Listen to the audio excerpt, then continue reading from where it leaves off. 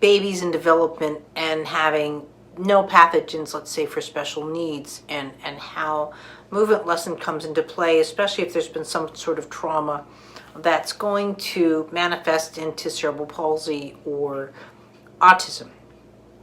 Now, first of all, you really have to look at the way current evaluations are done. Now, I have a whole paper on assessments.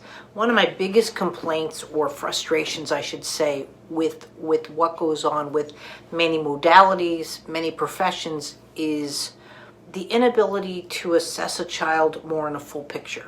And so you're looking at what I look at as the vision, the function, the fine motor skills. To me would include the spine and breathing, as well as what we consider fine motor skills, and your gross motor skills, and to have the evaluation done in such a way that you get a global picture of how to work with your child. And when I say work with a child, there's nothing in my frame of reference that refers to its special needs.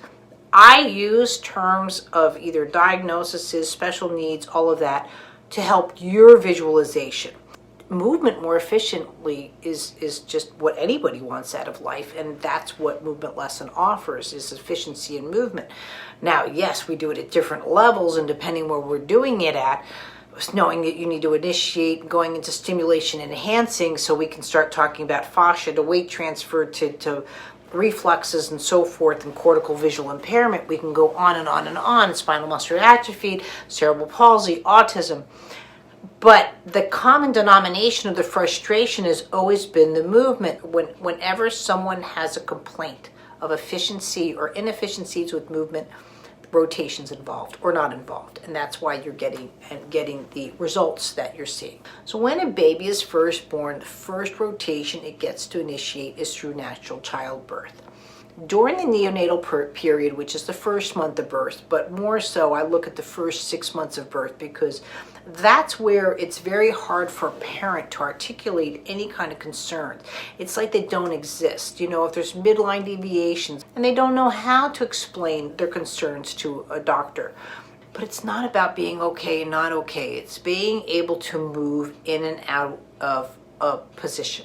It's being able to respond to a movement. It's being able to move.